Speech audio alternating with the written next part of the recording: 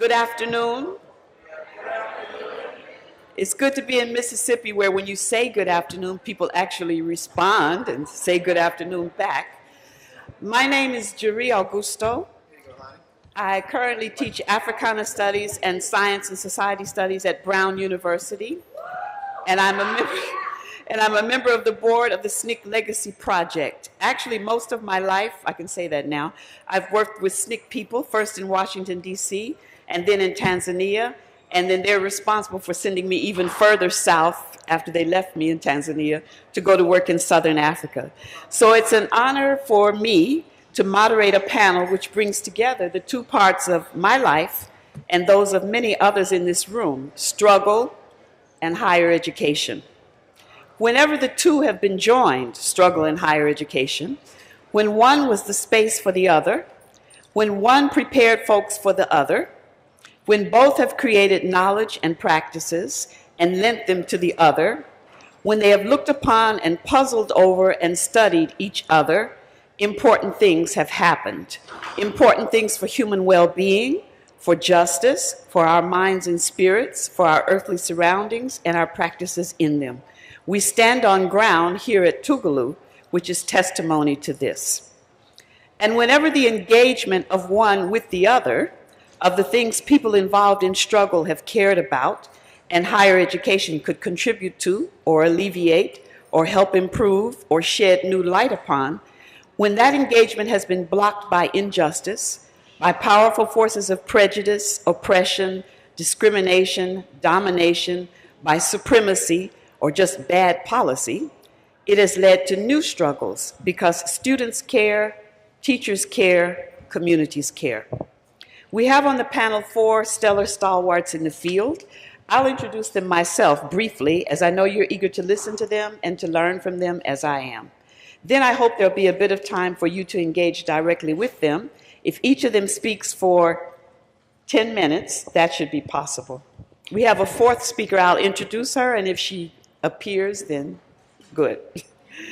Lani Guinier, to my immediate right, is the Bennett Bosky Professor of Law at Harvard Law School. She became the first woman of color appointed to a tenured professorship at the Harvard Law School. Before her Harvard appointment, she also taught at the University of Pennsylvania Law School. Professor Guinier worked in the Civil Rights Division at the U.S. Department of Justice and then headed the Voting Rights Project at the NAACP Legal Defense Fund in the 1980s. She has published many scholarly but accessible articles and books, including The Tyranny of the Majority and The Miner's Canary, Enlisting Race, Resisting Power, Transforming Democracy, co-authored with Gerald Torres. She is currently working on a book, The Tyranny of the Meritocracy, How Wealth Became Merit, Class Became Race, and Higher Education Became a Gift from the Poor to the Rich. Some of the key ideas Guinier considers are alternative voting systems and a term she coined, confirmative action. John Britton, whom you heard on the first panel, who chaired it, is a professor of law at David A. Clark School of Law at the University of the District of Columbia. He previously served as dean of the Thurgood Marshall School of Law at Texas Southern University in Houston, taught law at the University of Connecticut School of Law for 22 years, and was chief counsel and senior deputy director of the Lawyers Committee for Civil Rights under Law in Washington, D.C. Professor Britton was one of the original counsel's team in Sheff versus O'Neill, the landmark school desegregation case decided by the Connecticut Supreme Court in 1996. He is interested in the intersection between housing and school segregation and the policies that contribute to structural poverty in low-income communities and neighborhoods of color. Millicent Brown is an independent historian. Before recently retiring, Dr. Brown taught public history, U.S. history, and civil rights history at Claflin University. She also taught at the College of Charleston and North Carolina A&T State University, among others. She was the chief litigant in the case that desegregated public schools in South Carolina in 1963. She is currently the director of an oral history project entitled Somebody Had to Do It, on desegregation pioneers. And the 4th member of our panel, I think she's making her way to the Tougaloo campus, so I'll introduce her as well so we don't get interrupted, is Imani Perry. Imani Perry is a professor in the Center for African American Studies at Princeton University. She's an interdisciplinary scholar who studies race and African American culture. She's the author of the forthcoming book, More Terrible, More Beautiful, The Embrace and Transcendence of Racial Inequality in the U.S., as well as Prophets of the Hood, Politics and Poetics in Hip Hop. Perry received a BA from Yale, a PhD in American Civilization from Harvard, and a JD from Harvard Law School. With that, the very briefest of introductions, because we want to leave a lot of time for discussion. Please join me in welcoming all four of our panelists, and I'll call on Dr. Lani Guinier.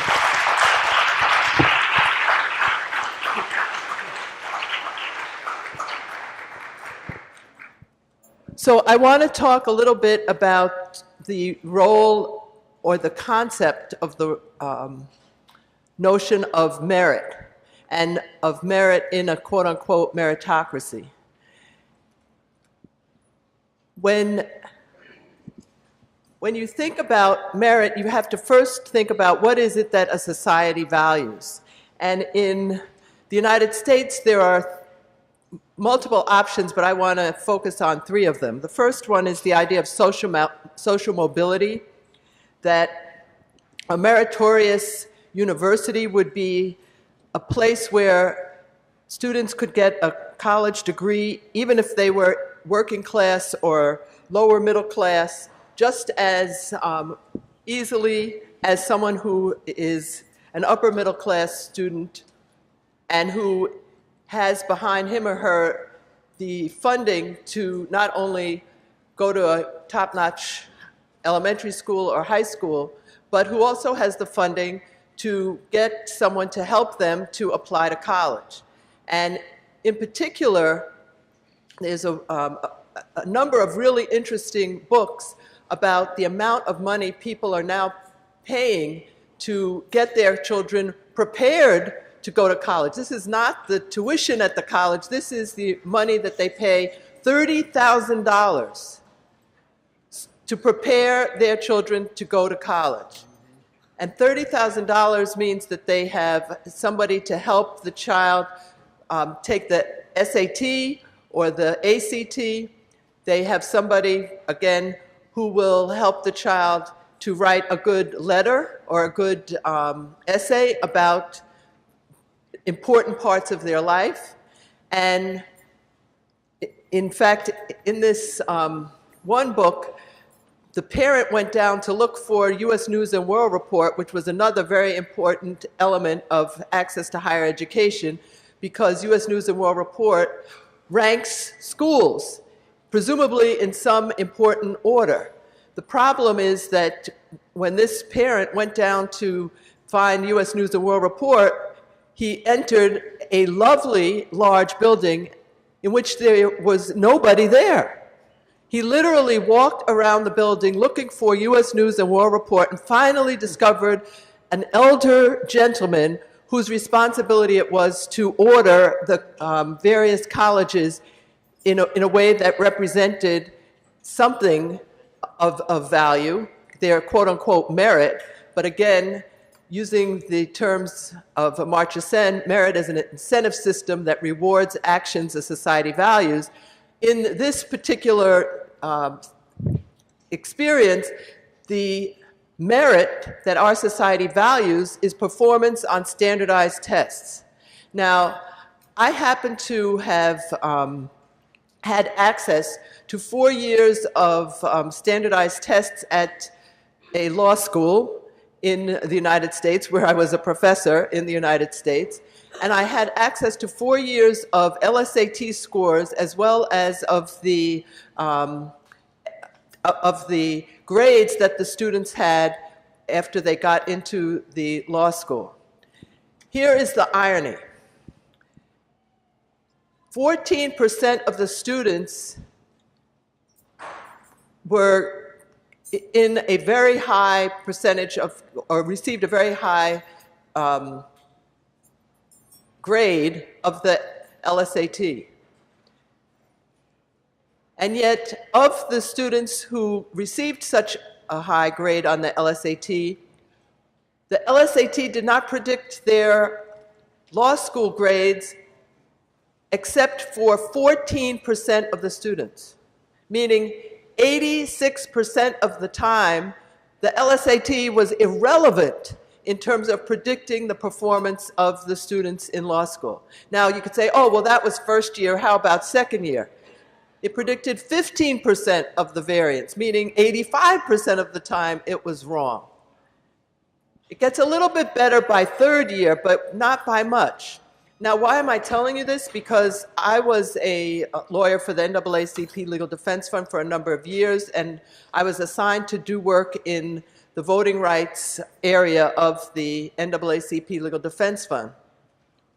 And when we were trying to challenge the ways in which elections were designed, or the relationship between race and ability to participate in the elections, we had to demonstrate that there was a very strong relationship between the rules that the district was using and the ability of participants in the voting district to be participants, i.e. to participate, to show up, to be able to vote.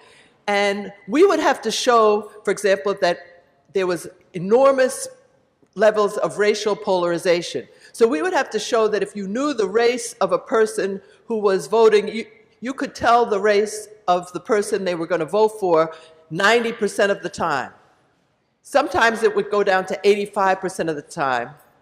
And the judge would say, well, where's the other 10% or where's the other 15%? In other words, we were held to a very high level demonstrating that racial polarization was, or stigma against race was playing a very important role in determining who got to vote and who got to vote for a candidate who then was actually elected. So if you're talking about voting, somehow you have to demonstrate a relationship of 85%, 90%.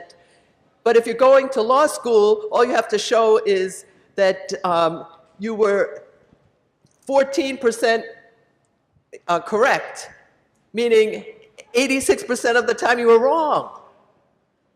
Okay, now, what does this have to do with higher education? And what does this have to do with the idea of merit as an incentive system that rewards actions as society values? To me, this demonstrates that in terms of higher education, our incentive system is about competition, and it's about competition on a single test, and it is about competition on a single test that is normed to the performance of upper middle class white students. So if upper middle class white students do not do well on a particular question and answer, they'll take that question and answer off the test. To me, this is a very bizarre understanding of the idea that merit is an incentive system that rewards actions as society values. That means that what this society values is leadership by upper middle class white students. Now, having said all of that, there are other ways in which our understanding of merit needs to be re-examined, at least from my perspective. Going back to this LSAT, what I found is even though there were many students who didn't do particularly well on the LSAT, meaning this is back when there was the LSAT was between a 20 and a 48. Many of the students who excelled in law school did not get a 48 on the LSAT. They didn't get a 47. They didn't get a 46. They didn't get a 45.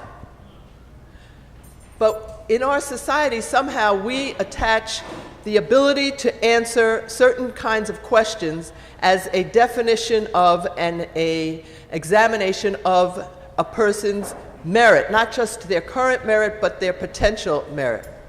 Now, Malcolm Gladwell has a very good analogy to this dynamic. He says that what the testing, or what I call the testocracy, is doing is similar to what happens when somebody is interested in becoming a model, and the modeling agency is looking for people who are already quite beautiful, right? So the modeling agency finds somebody that they think is quite beautiful, they hire them, and then that person becomes the definition of beauty. What I would like to suggest, and this was Malcolm Gladwell's view, compare that to the Marine Corps. The Marine Corps says there's a baseline. If you do well in terms of what we need to see you're capable of doing, even if you're not up there in the stratosphere of people who are just excellent, we will make you a Marine. So you just have to carry over a margin that's elementary. If you can't get over that particular margin, there's very little chance you're going to be a good Marine. But all you have to do is get over that amount of, quote, merit. And so the Marine Corps actually sees its role as teaching someone to be excellent. By contrast, what the universities seem to be saying with their reliance on the SAT or the GRE or the LSAT is that we are looking for people who are already meritorious, and we will just enjoy having them in our population, and we'll enjoy them because it'll be easier, presumably, to teach them. And somehow, the fact that they did well on the LSAT is going to remain part of their name, right? And so that will also bring a great sense of gravitas to our institution. Now, I'm saying all of this in terms of higher education generally, but of law school in particular, because I know something about legal education. But I'm also saying this because there is a great disparity in legal education between the performance of women and the performance of men at some of the high, the difficult to get admitted to law schools. And part of the reason that the women are not doing as well, they're doing fine on the LSAT, by the way, even though that's, in my view, a mostly irrelevant test. But they're not doing as well in law school themselves. And part of the reason there is that law schools are focused on competition, whereas what the women really do well in is collaboration. And when you think about the challenges of the 21st century, in my view, what we have to open our eyes to is the fact that these are challenges that are going to require people working in teams. No one individual is going to be able to solve each of these problems by him or herself alone. So the concept that I'm just putting on the table to come back to if necessary is the idea of problem solving as a collective challenge, not as a chance to determine how smart some individual is in getting a problem solved on an LSAT or an SAT or a GRE or any of those other tests. That doesn't really tell you how well that person is going to do in the real world. It just tells you they're really good at taking this particular test. Okay. To be continued.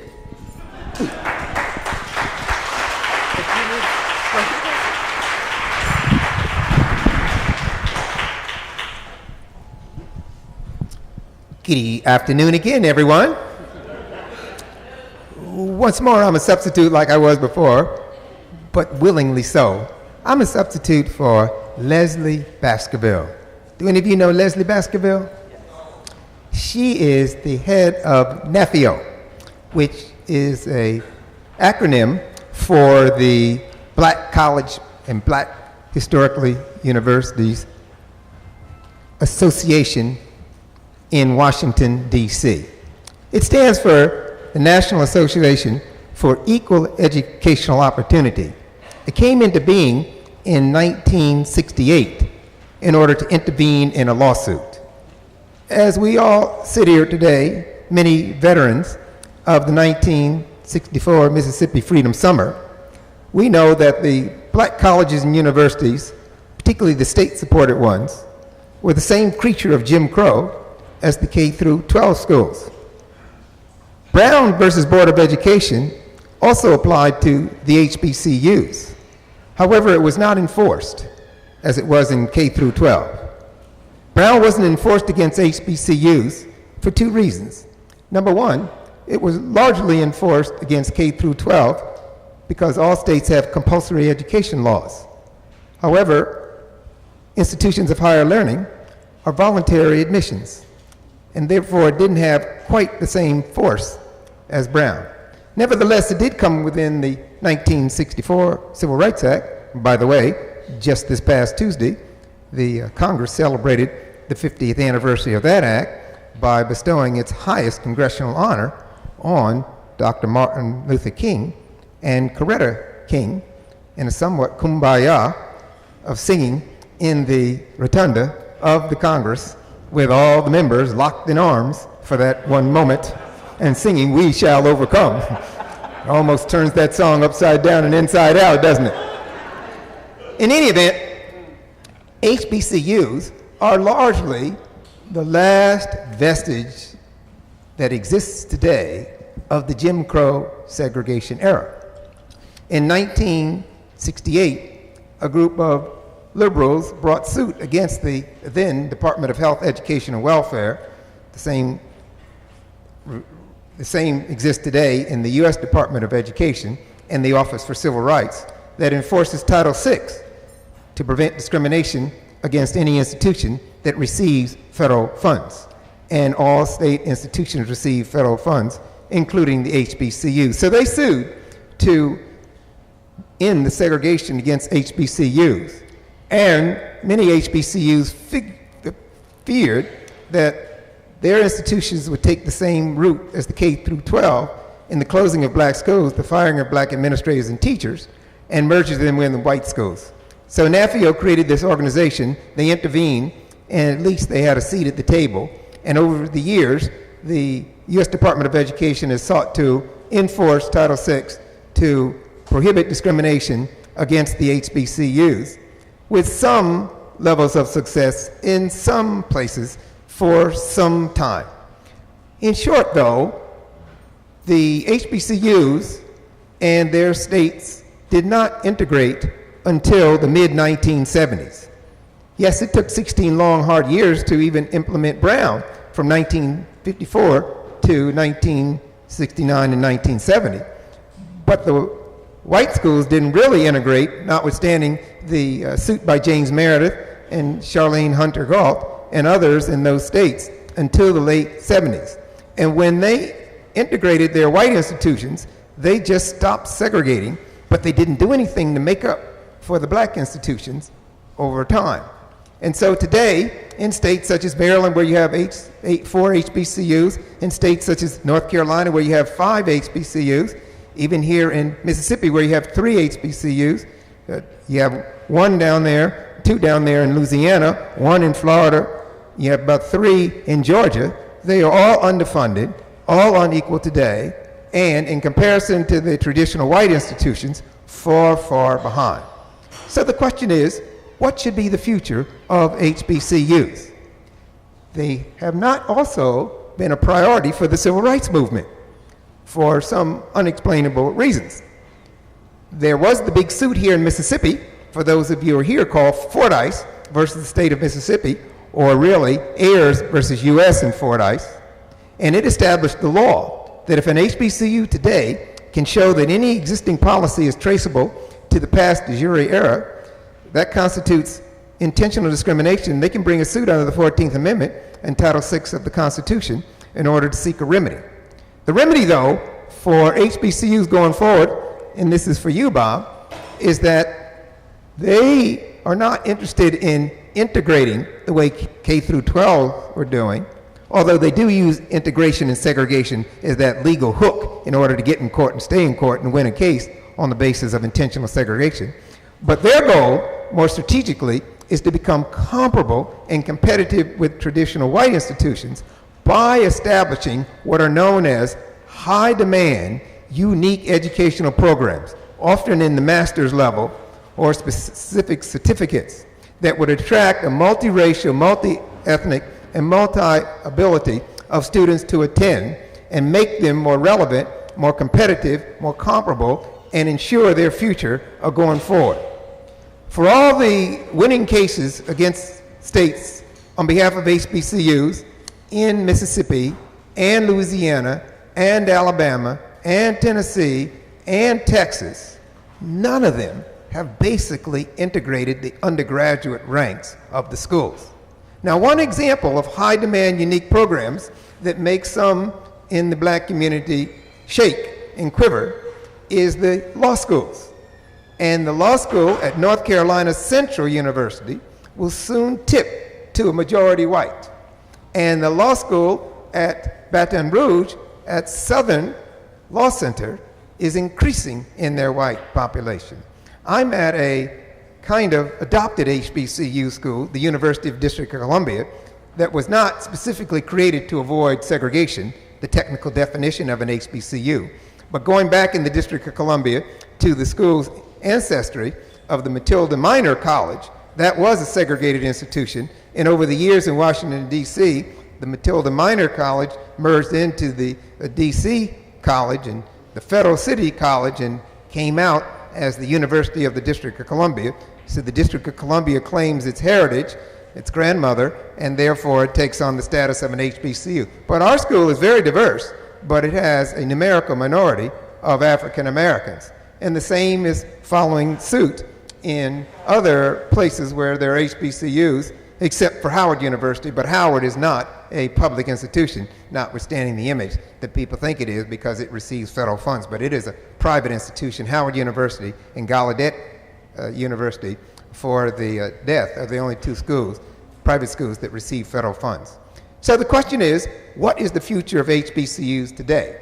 On the one hand, they add value because they provide access to education for students that are not quite college ready, but possess the ability as well as the determination to succeed. And many of them couldn't get into other traditionally white institutions, yet they go on to succeed. And the other purpose is to provide a comprehensive education as all traditional white institutions, but they don't have the resources, they don't have the faculty, they don't have the programs, and they certainly don't have the facilities. So they are at risk today on many fronts, and coming into the modern era of what I would call the No Child Left Behind being developed in higher education. All schools are going to be measured now by their graduation rates, by their loan repayment rates, by their matriculation rates, by their attrition rates after their first year.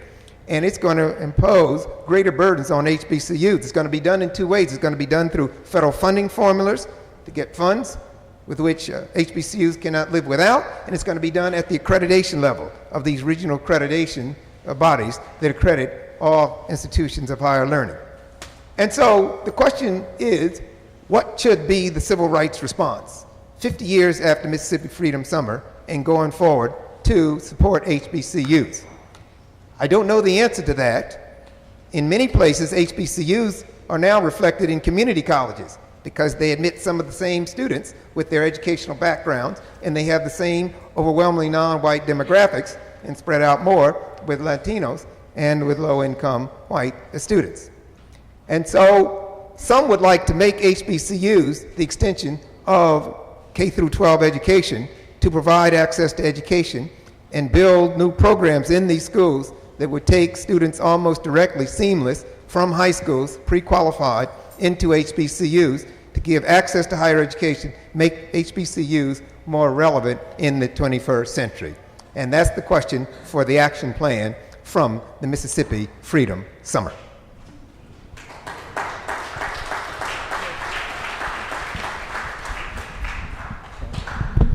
Greetings, everyone.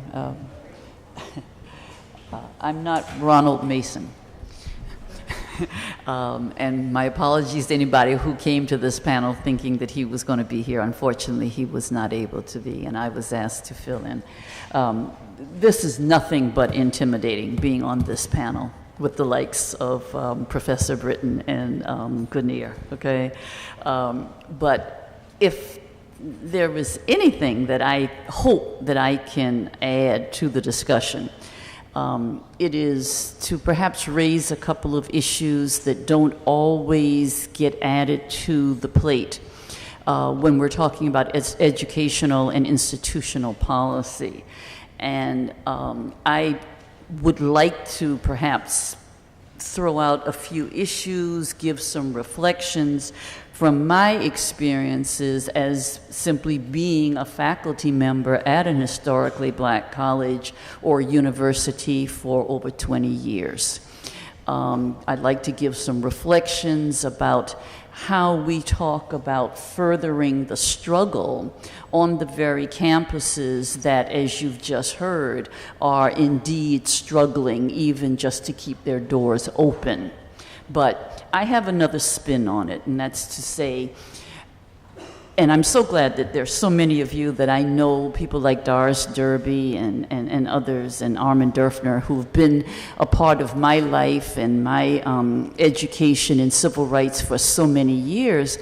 Going back to the times that we recall, when the question is, from whence was the thrust for the movement? And as someone who has been teaching for so long, I'm always adding this corrective, stop calling the civil rights movement church-based. We understand the importance that the movement had and its relationship with people of who felt the spiritual connection to struggle as well as a historic one.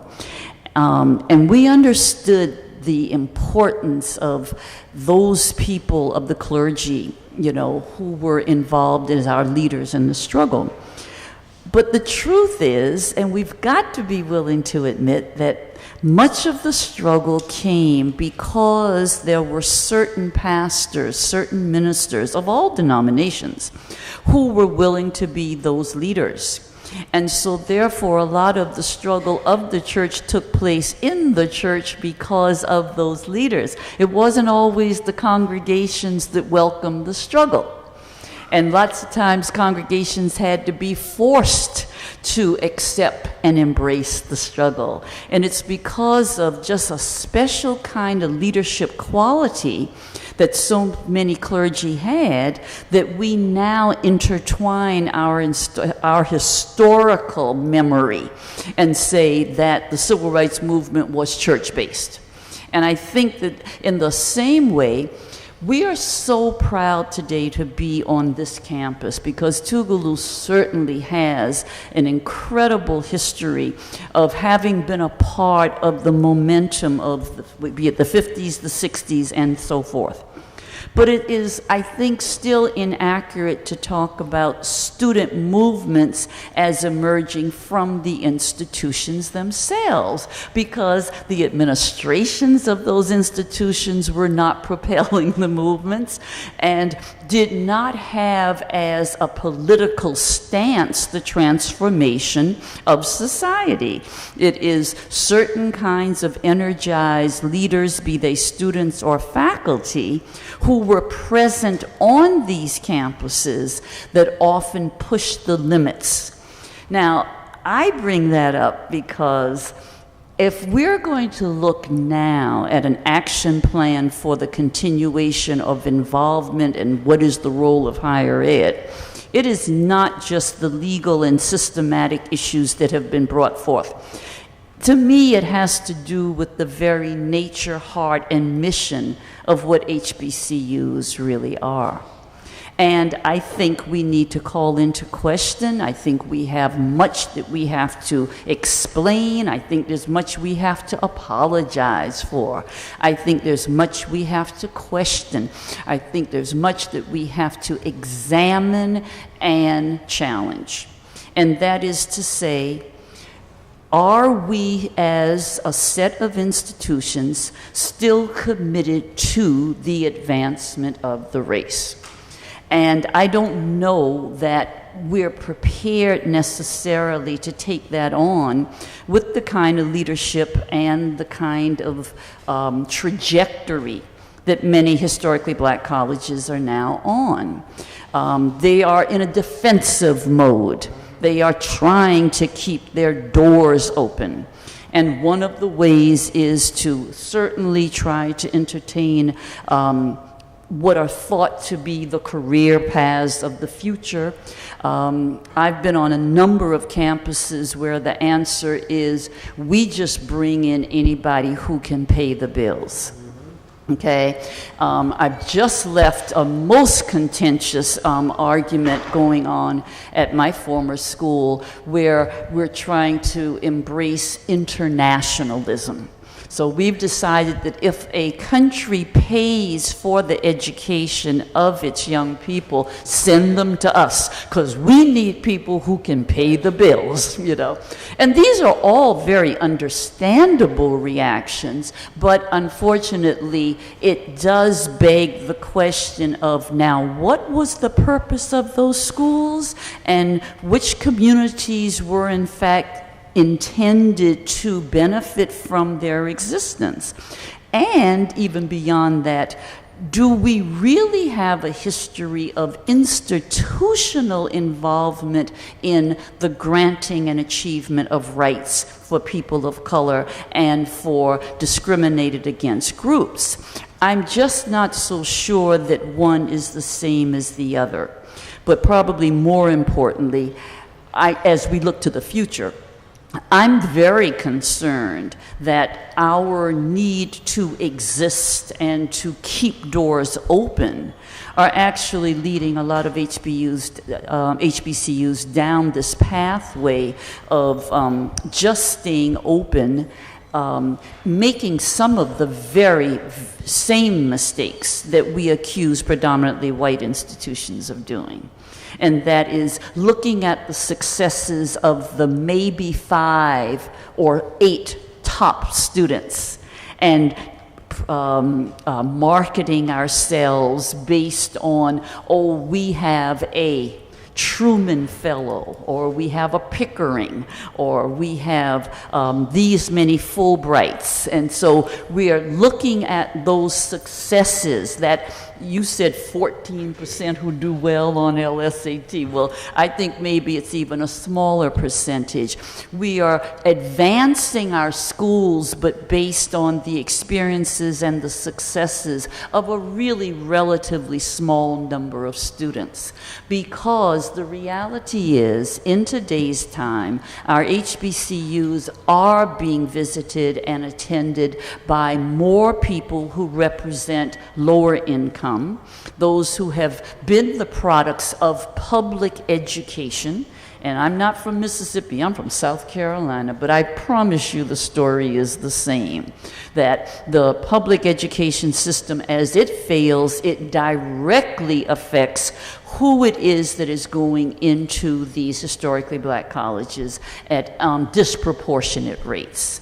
And so if we are to raise this issue of how is higher education going to be the continuation of a civil rights struggle, there are some demands that must be put, I think, on most institutions, but especially on historically black campuses. I think we have to challenge this model of running schools like they were churches that are patriarchal and hierarchical. You know, into the 21st century where that is not a model for leadership, and it does not create young, active leadership minds. We are as depressing of their initiatives as would be any majority white institution. We are just as apolitical in terms of not wanting activities on campus that have to do with the political system and political training and political involvement, because we're frightened, because we have to look out for, and where's our money coming from, and who do we not want to be disengaged from, and who do we not want to anger in the state capitol, and you know, it goes on, and it's very much reflective of some of the fears that, for example, the administrators at North Carolina A&T had back in the 1960s with the first sit-ins. Those A&T students were asked to leave and were forced in some ways to go. I'm sorry, I've taken too long. Okay, let me wrap it up. The idea is I am a strong supporter and professionally have chosen my career path to be dedicated to historically black colleges and universities. But I am not willing to suggest that they are the ones leading the political questioning that we now must engage. We have to challenge those schools as much as we would any predominantly white institution to do the right thing for the right reason. I think we expand the base of who we benefit. It may not just be people of African descent, but I think the basic ideas are who are the disadvantaged and who are the marginalized in society. HBCUs still have a mission and a commitment to help those populations. Thank you.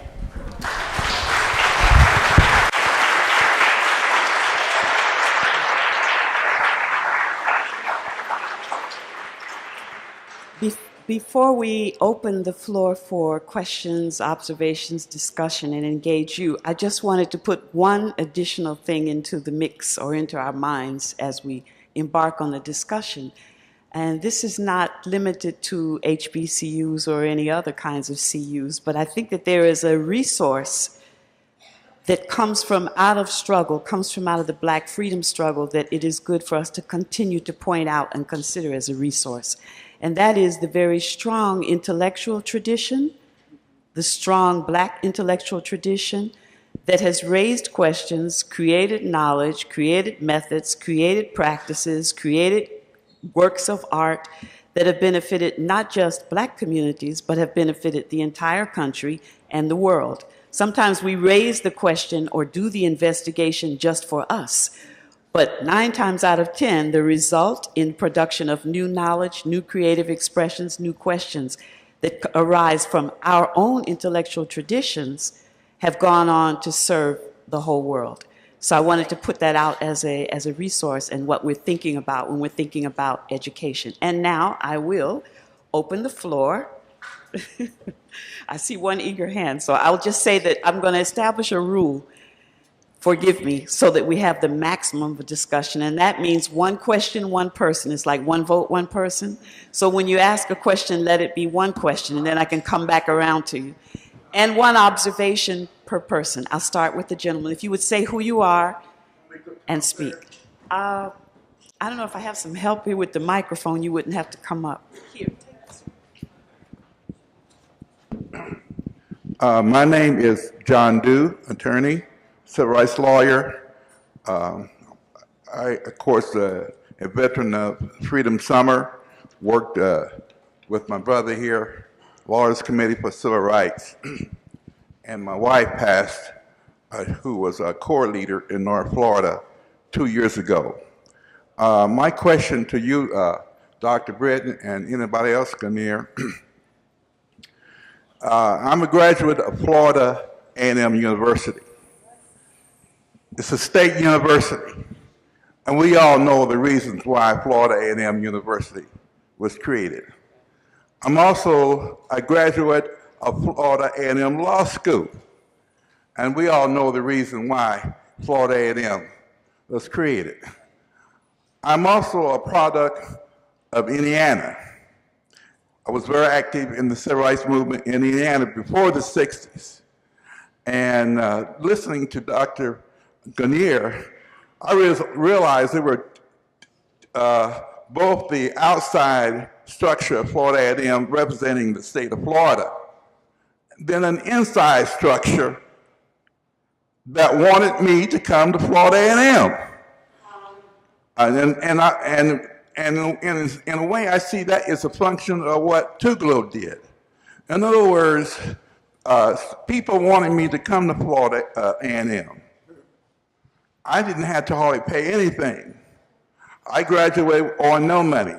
Secondly, my wife, Patricia, also is a product of Florida A&M. And although she was kicked out 6 times, although it took her 7 years to graduate from Florida A&M, when she was kicked out even in the 60s. She had an opportunity to go to any university she wanted to free. She did go to Harvard for a while, but Can she I ask came you back to to come to your question? My question is this. I'm going to be meeting with the new president of Florida A&M. It's a part of a meeting of the Alumni Association. And we need to talk to her about what do we see as a mission of Florida A&M. Mr. Bredin, being in Texas Southern, right in the middle of town where there's other law schools, and Florida A&M, who has a law school in Orlando, which is going to be a white majority Can I school ask you pretty to come soon. to the question? What should we do as a mission as we move forward?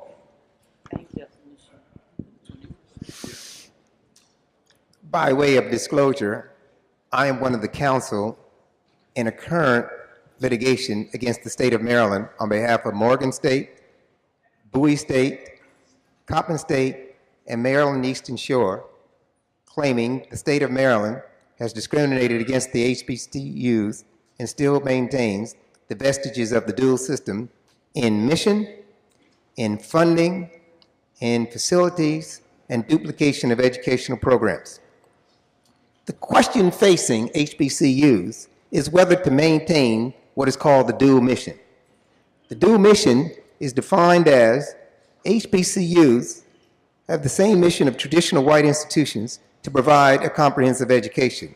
They also have a second mission, thus the dual mission, and that's to provide access to particularly racial and language minorities and low-income students, mostly non-white. It takes more money to educate low-income students. They graduate at a lower rate, they take longer to graduate, and they require what are known as developmental or remedial programs. Some suggest that HBCUs abandon that dual mission because it's holding them down and holding them back, and they're not getting the funding for it. Others say to abandon the dual mission of providing access is to cut off their nose to spite their face, because that's the history and culture and raison d'etre for their being. I don't know the answer, but that's the challenge facing them when you ask.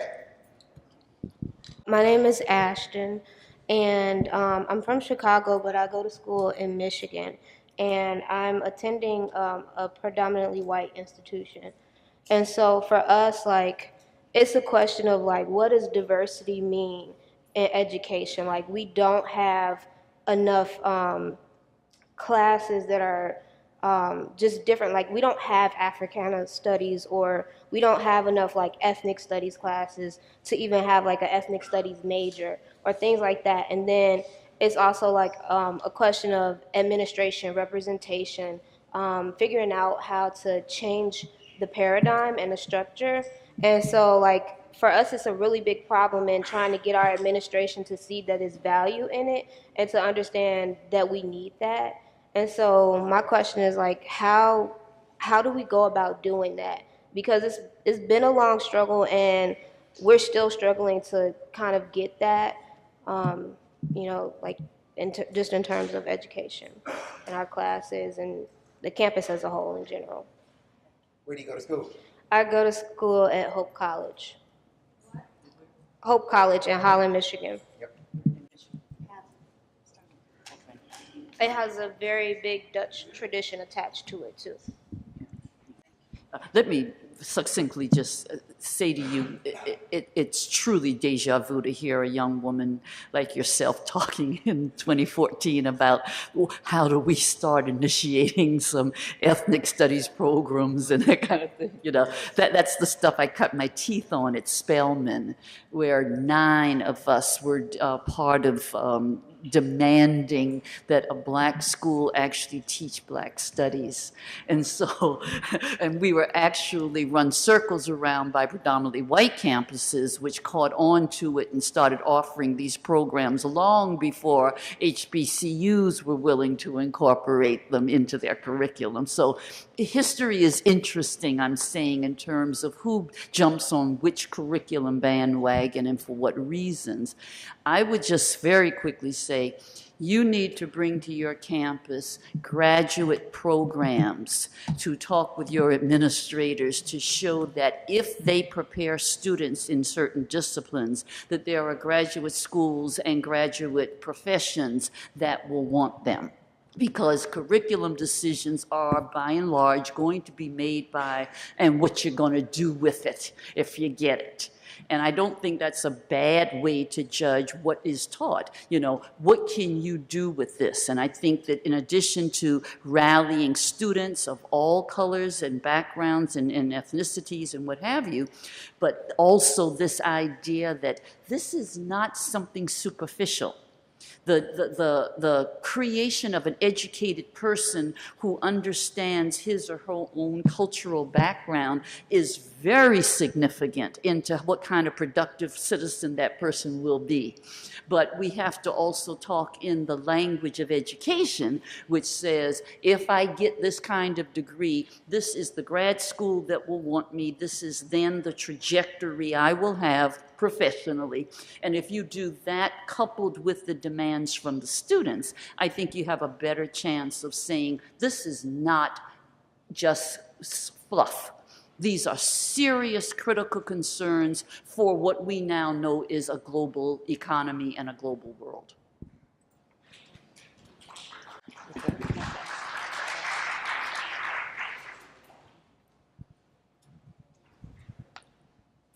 So I don't have an answer for you, but I think you're raising an important set of questions in terms of not only the pedagogy, but the curriculum that's available to students of all colors and students who are interested in various potential to be a lawyer or a doctor or a professor in some other place. I think that it's really important, at least from my perspective, to convince the school that it's not simply about you or any individual student wanting to have a specific individual as part of the faculty. It's really conveying to the current faculty the absence of diversity and the effects of diversity in ways that female students could also feel connected. That is, if all of the professors at your college are male, that there's something missing. And one of the things that's really important, at least from my perspective in law schools, is to have women seeing the potential of other women becoming lawyers or judges or law professors, and to convey that sense of future career, and also the importance of people learning by being capable of working together, so that it's not just bringing in a visitor or somebody to give a speech, but you really want an environment in which the diversity of the environment contributes to the learning, not just of the students who are part of that diversity, but to the students whose experience is much more conventional. So from my perspective, it's really a higher level question in terms of what does the university or the college think makes somebody competent, both to be the teacher as well as to be a student. One of the things, for example, I do at Harvard Law School is I have the students teach the class. And I meet with small groups of students in advance of their teaching the class to make sure that they're on message. But it's much more powerful for other students to see that their comrades, their classmates, are not only capable of understanding the material, but in many ways are better than I am at conveying that understanding. So for example, if you look at Harvard College, and there's a professor there who teaches physics, he discovered that even though he had the attention of all of these students to do physics and to presumably do it well, the only students who were really doing physics well were the males.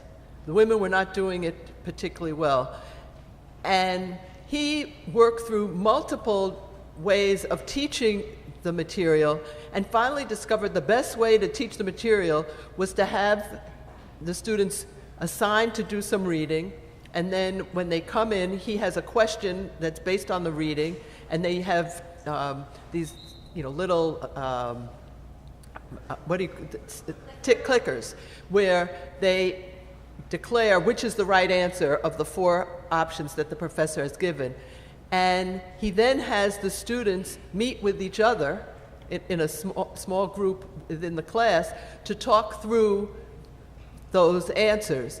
And it's the students who are better able at conveying the right answer to their peers than the professor is, because the professor takes a lot of the exits or the corners that you have to make, takes them for granted, whereas your fellow student who's learning the material is in a much better position to help you understand the material.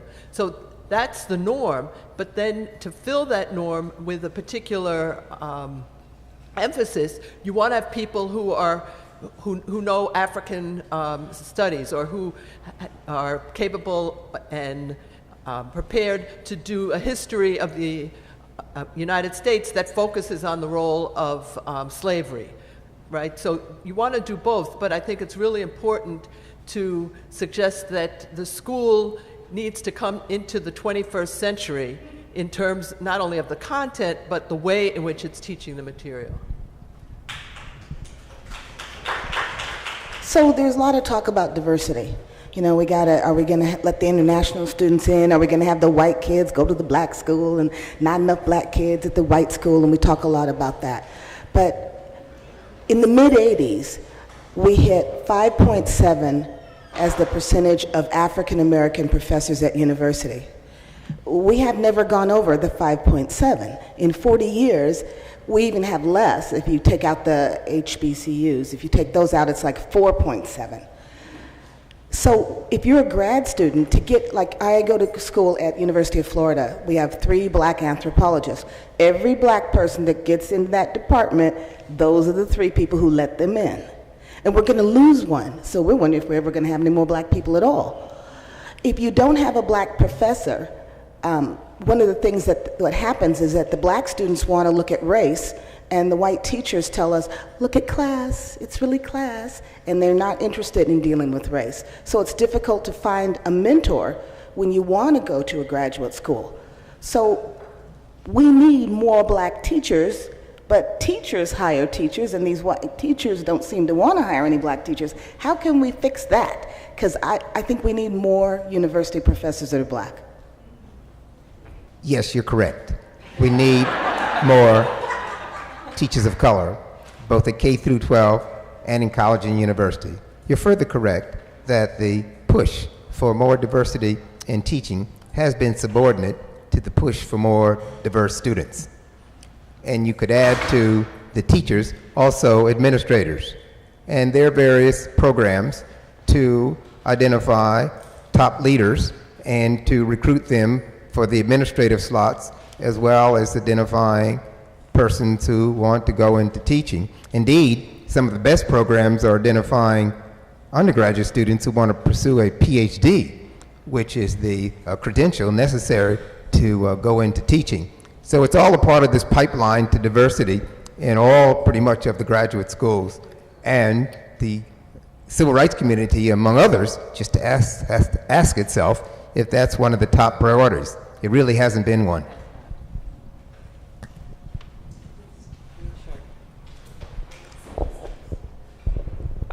This is weird. Hi, my name is Brian Kundinger, and when Dr. Brown was talking about the financial restraints put on HBCUs and how that limits how that limits activism on campus, I was thinking about my own university and how we tended to use that as well. I graduated from an Ivy League institution, but we like to bellyache and say that we have the lowest endowment of the Ivy League. It's only $2.2 billion. So my question for Dr. Lana is, what would money allow for activism on campus, or what are the limitations of having money? Because you're coming from Harvard with more money than I can imagine. Right. It's more money than I can imagine too. Okay, I'm not really sure that I completely understand your question. Could you just state it in one sentence? Oh, Yeah. okay. I have a loud voice. If if it's true that financial restraints are the things that are limiting activism on a campus, what does it look like at Harvard University, where you have an endowment that's $3.2 billion, and you ideally shouldn't have to worry about financial restraints, and ideally should be able to pursue activism in any way that the students or the administration might want to, without financial restraints? Okay, I'm still not clear on the relationship between activism and wealth. I think I'm trying to link some of the comments from Dr. Brown about how the lack of money at HBCUs affects the political engagement that's possible there, and what the possibilities are, or what the limits are at a school that does have a lot of money.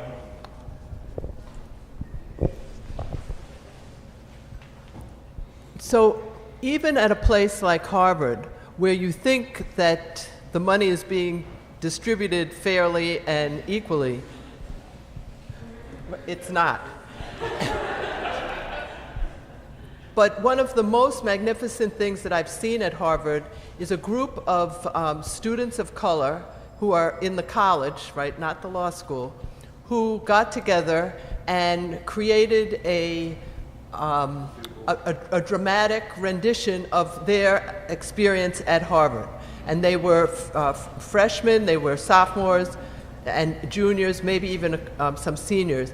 And it was based on one student's interview of 40 students at Harvard, and she basically pulled those stories together and then got other people on campus to play different roles in those stories.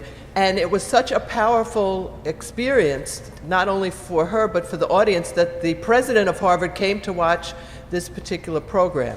Now, they did this in part because they had access to a nice room, they had access to microphones, they had access to assets that Harvard had.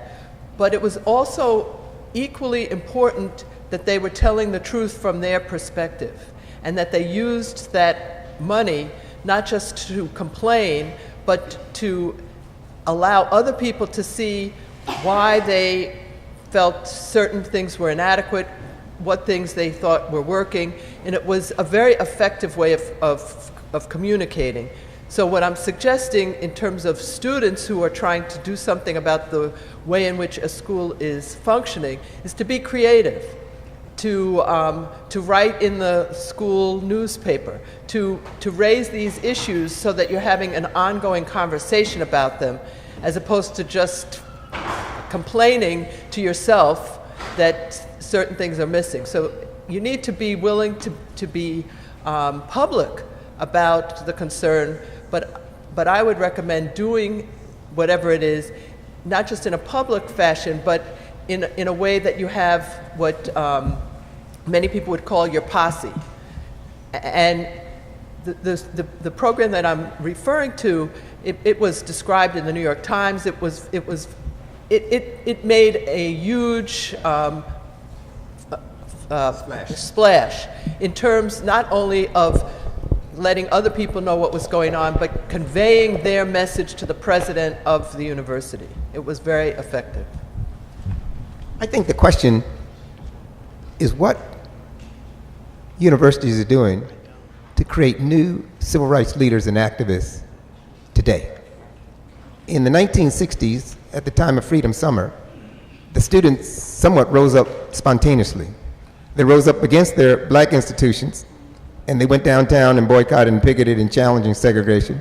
They later, in the early 70s, rose up against white institutions too, for any investment in South Africa, for any other irrelevancies, for the often exclusion of gays in job recruitment, particularly with the military. So the real question for activists who come back to the Freedom Summer celebration is how can institutions of higher learning create more activist and public interest-oriented students in the future, especially with the high debt level that students are carrying, especially with the shortage of jobs, and to some extent with the shortage of organized movements that they were in the 1960s and 70s. So hi, my name is Samantha, and I come to you as a fourth generation HBCU alumni of Morgan State University. And I wanted to speak to the point about our institutions being often patriarchal, hierarchical, and now often homophobic. And so how there has been a real dearth, I think, within HBCUs. So I coordinate, or actually I manage the Historically Black College and University program through the Human Rights Campaign. So I've contacted about 25 HBCUs, and I organize students and do trainings for faculty and staff around LGBT justice for lesbian, gay, bisexual, and transgender students, most of which were Black, right? And so our kids and our institutions are not being affirmed, and there's a sense of shame that is often built into them through the religious renditions from our history in the church. And again, as a fourth generation HBCU student, I completely understand. But my question is, how do we build a social justice framework within our institution that expands social justice to include marginalized people in our communities as well, and not just, some kind of broad diversity and inclusion, but building a sense of pride and affirmation, acceptance, and safety. Really, like safety is the really number one priority within our own kids. I would say that like the President of the United States, the Black community, to some extent the civil rights community, is evolving in their understanding of the rights based upon sexual identity. And it's largely reflected right now in, of course, marriage equality. But it seems to me, like the NAACP said, it would be inconsistent, particularly for people of color, to deny equal rights for the gay and lesbian and transgender and bisexual community, who are the modern day victims of discrimination, the way African Americans were under Jim Crow segregation, and therefore the NAACP took a long and strong position in favor of marriage equality, but some of their board members even dissented on that vote. So you are in the forefront of this new struggle for equality based upon sexual identity, and to mobilize even civil rights communities to support it. Yeah, let me just say something, little anecdote here. I, when married, once lived on the campus of the Citadel.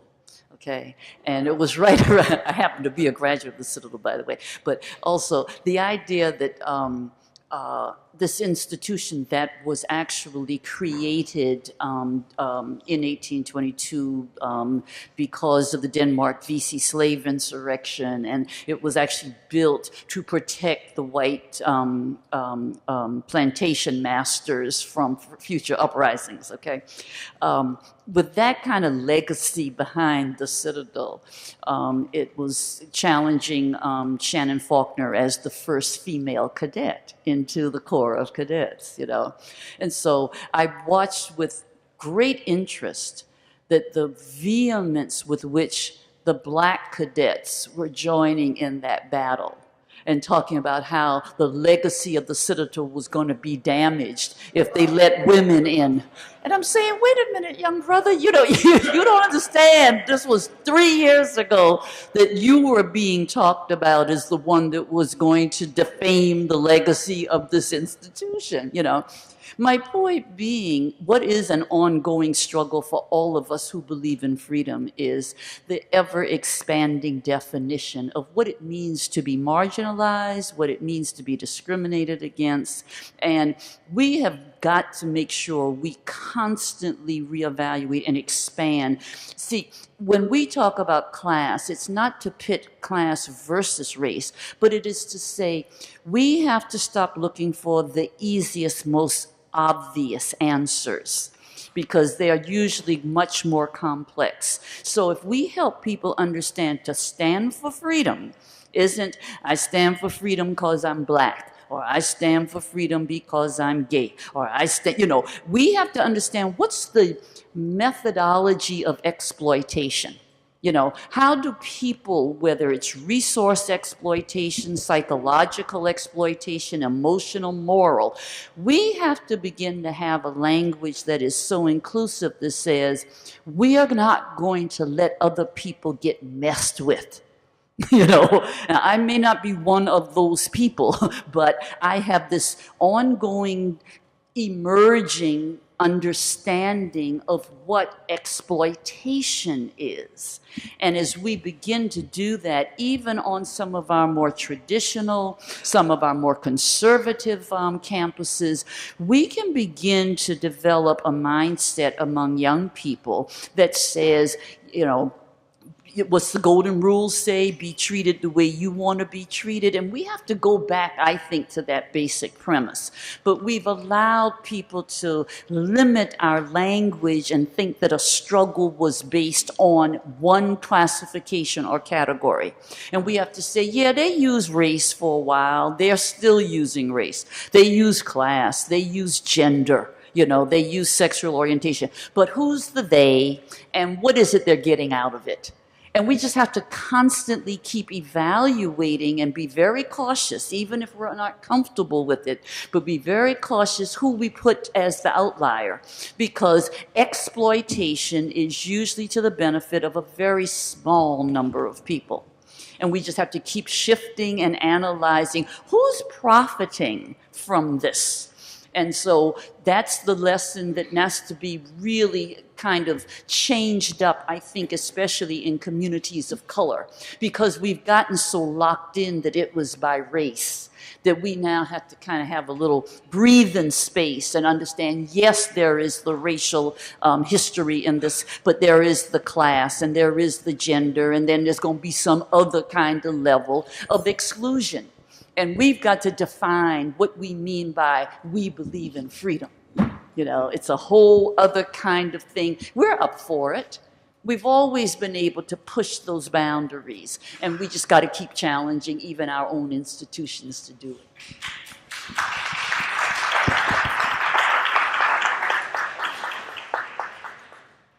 As I understand, you're asking 10 years from now, where will we be?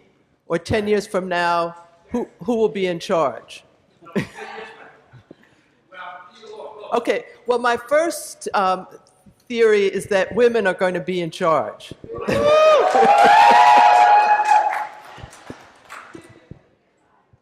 I mean that not necessarily in the next 10 years, but in this century. That this is, that what we need more of is the ability to collaborate, the ability to find people who have a different perspective on a problem and who can work across these differences to try to solve problems as they get more and more complex. And there's a woman at Carnegie Mellon whose name is Anita Woolley, who did a study with a gentleman at MIT where they watched the way in which different groups of people solved problems. And they created these groups, so some of them were all men, some of them were all women, some of them had 20% men, some of them had 20% women. It turned out that the more women you had, the better you were at solving the problems, because too many of the men were using the opportunity to show off, meaning to show that they're smart, not necessarily that they have a clue as to what the problem or the answer to the problem might be. But the point was, okay,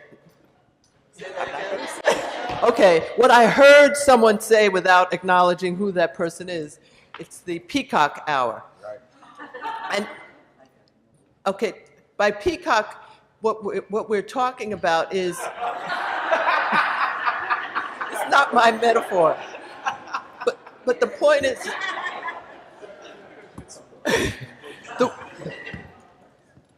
the difference, at least from my experience, is that many times men are very interested in showing off how smart they are. Women, by contrast, are interested in solving the problem. And it's very different because the women are open, if it's solving the problem, to having other people they're working with to help them solve the problem, as opposed to having a man or a particularly self-important woman think that they're the solution, right? They have the solution and they're going to use it. There are many, I alluded to this earlier, but there are many examples among Asian Americans where the students are very much oriented toward helping each other answer questions, do their homework, and ultimately excel on tests. And it's not that they're cheating, it's that they are collaborating. They're working together to make sure everyone understands the way in which a particular problem can be addressed. And Uri Treisman, who's a professor of calculus, when he noticed that the black students were not doing as well in calculus as some of the other students, he asked his colleagues, well, why do you think the black students aren't doing so well? And the answer was, oh, well, they come from single-parent families, they aren't studying. That all was not, in fact, true. They were studying in their dorm rooms, but they were doing it alone. That's right. And by contrast, by watching what the Asian American students were doing, they noticed that the Asian American students were actually talking about the problem and working on their homework together, right, as a study group. So what Uri Treisman did is he then created study groups with the black students, and lo and behold, the black students in calculus, their scores started to go up, and by the end of the second semester, they were among the highest scoring calculus students in the class, which is why I go back to what I was saying earlier, that this is a really important ability. And the ability is the ability to collaborate, the ability to reach out to other people who have strengths that are different than yours. They may have opinions that are different than yours, but working together and taking advantage of access to different sources of information helps you to answer these complex problems. So going back now to Anita Woolley, she said that the more women you have in a group, the better that group will be to solve problems, up to 80%. Once you have 80% women, then you can bring in the men.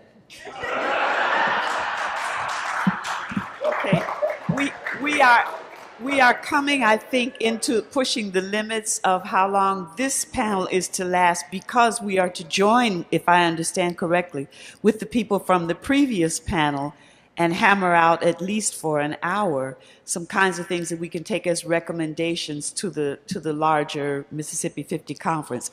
So I'm going to do something that I know is difficult for people to do. I'm going to recognize 3 people. Each of you you can introduce yourself to us much later.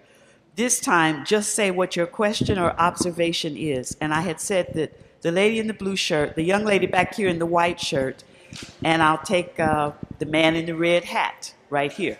But each of you, ask your question all at once, and then I'll ask the panel to use your question as their final remarks. So they will address as best they can the 3 questions. Is that understood? If you want to introduce yourself at length, we can do that outside. Let's just make this your question. Okay. So quickly, I read a study recently that I thought was very interesting. Apparently, the more diverse the promotional materials that a school puts out, the least diverse the campus really is. So I thought that was very, very interesting, and I wanted to share that. But also I wanted to ask about another report that I had read about Savannah State University, which is an HBCU, and a recent report that stated that you were actually better off. People who had graduated from Savannah State were actually worse off than people who hadn't gone to college at all. And I wanted to hear your comments on that report. The young lady in the white shirt.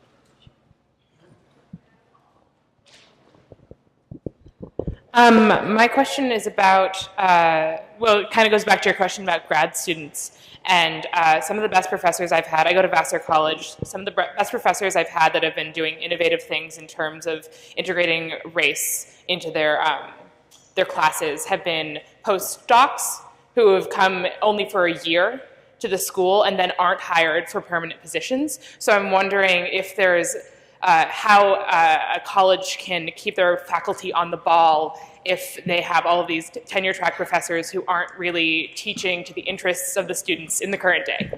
And finally, The gentleman in the red cap. Ms. Guinier, when you did the analogy to the Marines versus the universities that just invite the same types to sit around and smoke pipes or whatever, my question is that, one, have you looked at the statistics? Is the Marine Corps more diverse than Harvard? I would just wonder whether you... Yes. Yeah, well, it is. And are you trying to find just generally baselines as a basis for how you bring people into institutions, because it's less corrupt than having a permanent curve, which is what you sort of described these tests? So thank you for the questions, and I'm sure there are many more, but I'm going to ask my brilliant panel to combine in final remarks whichever of the three questions that were asked they'd like to address. I think I have the least off of this. I'm going to talk about this idea that's kind of going on about how do we change institutions and institutional culture or whatever. I think that our very concerns and questions that are all, quite legitimate that are coming up just speak to the need for why we must have different kinds of colleges for different people. You choose a college for so many different reasons, not all of which are just academic. And so sometimes there are environments that do not feed your spirit, and that's just not the best environment for you. Now, if you're worried because you may not get into the top law school in the country, then that means you better put up with it and you just keep on going, because you may not change that environment enough to please you, But I'm saying we must admit that this whole game of higher ed, if you will, is such that we need to ask some very personal questions about what is that I need to get out of that experience other than just a passport for how I'm going to support myself financially. And I must maybe place myself in an environment that takes care of those needs that I can handle.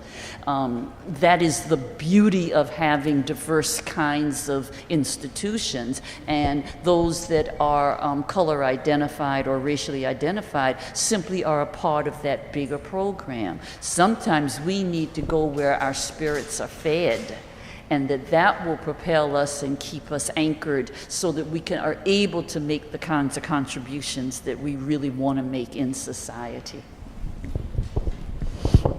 First, I'd like to ask Bob to be prepared to inform the group how these breakout review sessions from the two educational panels are to come up with some action plans in the session after this for reflections, and then how those ideas are to be presented to you and Dave Dennis on Friday afternoon, shortly after 3 o'clock in that session, in order to fulfill your expectations of the schedule.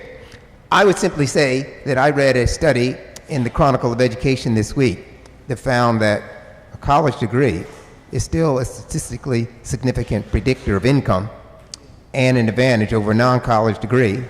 And it further conducted a current evaluation, at least in the last 3 years, since the 2008 subprime foreclosure crisis and the drop in jobs, especially for college graduates, and it still held true that a college degree was far more advantageous in future income levels than a non-college degree.